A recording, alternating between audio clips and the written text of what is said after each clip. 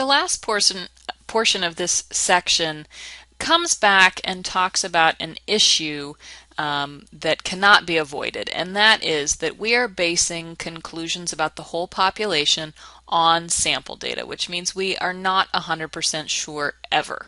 Even if you do all of the work correctly, it's possible that you come up with a conclusion about the population that's not correct. You may not even know that you've ever made this mistake, because unless you actually do a census of the entire population, you don't know the real value for the whole population. You're just making assumptions here. They're educated assumptions, but something weird could happen and they could be wrong. And that's a little frustrating for some people. We just have to accept that in statistics, but we do have some terminology for the errors that could be happening even though we won't actually know if they've happened.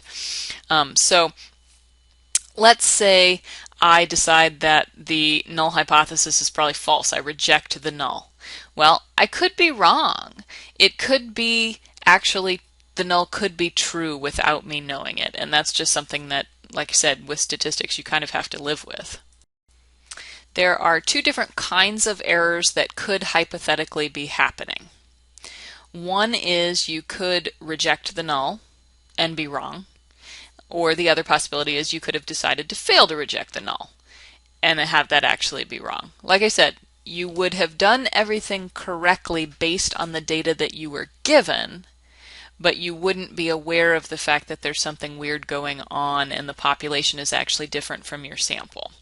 So an example, airport security systems are designed to detect weapons, bombs, metal detection. When you walk through the metal detector, it is really trying to decide, are you not carrying a weapon or are you carrying a weapon? Well, there are some different possibilities. It could detect a weapon on someone that actually has one, which would be correct. Or 3, it could determine that you're probably not carrying a weapon and be correct. But in red, 2 and 4, we have the two mistakes that could be made. You could be carrying a weapon and it does not detect it, or you could not be carrying a weapon and it thinks you are. So these are the two different kinds of errors that can happen. And like I said, we actually have some particular terminology for this. The terminology that we use is a type 1 and a type 2 error. So type 1 errors are possible when you reject the null, and type 2 errors are possible when you fail to reject the null.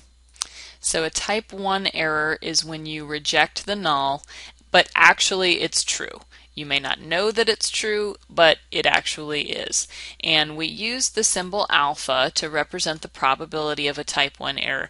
Now that alpha symbol is actually the significance level that we talked about earlier in this section. And that significance level is the risk of a type 1 error. So when I decide that I want to set my significance level at 5% to make something unlikely, that means I'm actually accepting a 5% chance of being wrong. A type 2 error, on the other hand, is when you fail to reject the null and actually it was false. So you did not reject it, you did not say that it was false, but actually it was. And we do have a symbol, we don't use it as often, but there is a symbol beta for the probability of a type 2 error.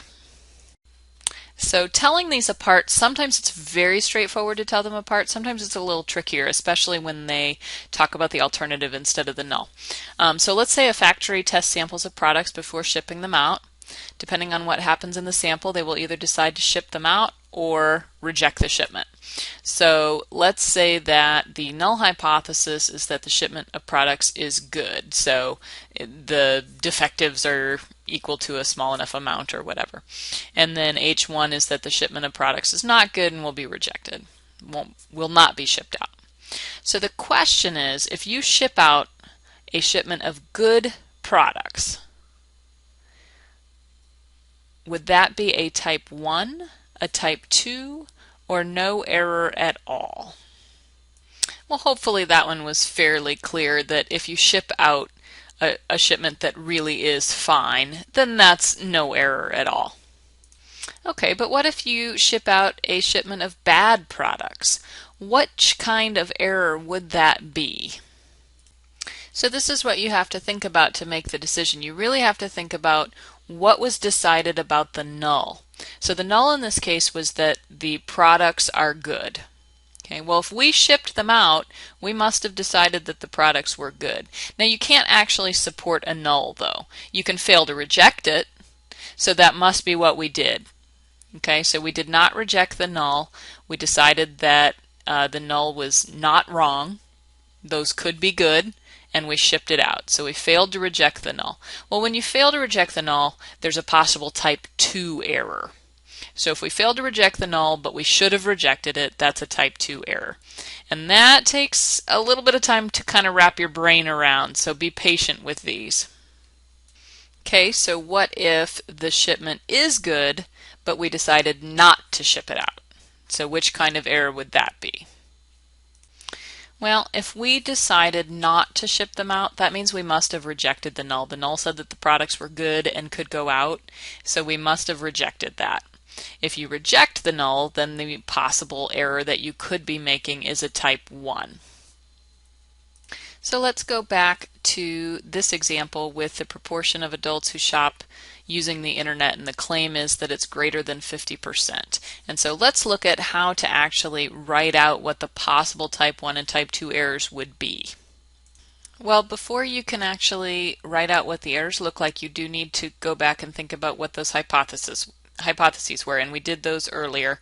We said that if the claim is that it's greater than 50%, that's the alternative, so p greater than 0.5, that would make the null p equal to 0.5. Okay, well, type 1 is always possible when you're rejecting the null. So we would be rejecting that the proportion is 50%. But if we're making an error, then we're rejecting it when actually it is 50%. The possible type 2 error then, well, you're always possibly making a type 2 error when you're failing to reject the null. So we would be failing to reject that it was 50%, which means we're saying it could be 50%, but the error would be that actually it is not. It really is greater than 50. So we're failing to reject that it is 50 when actually it's not 50, it's greater than 50. That one can be a little weird. We're saying that the null could be true when actually the null is false and it's the alternative that's true. So you may have to kind of think about that one a little bit. And just to kind of emphasize again, you may do everything right. The error doesn't mean that you've made a mistake.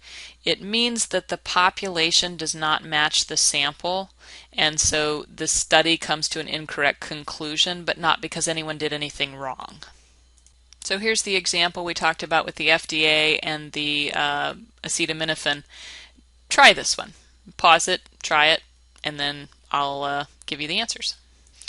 Okay, so first think back to the hypotheses. The claim in this case was an equal, so it was in the null, and then that made the alternative a not equal.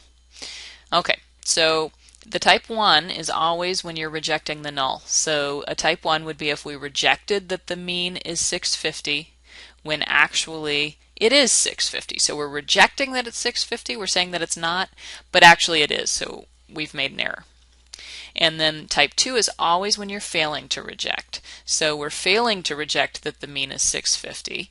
We're saying that it could be 650, but actually it's not. So that would be what the type 2 error would look like on that one.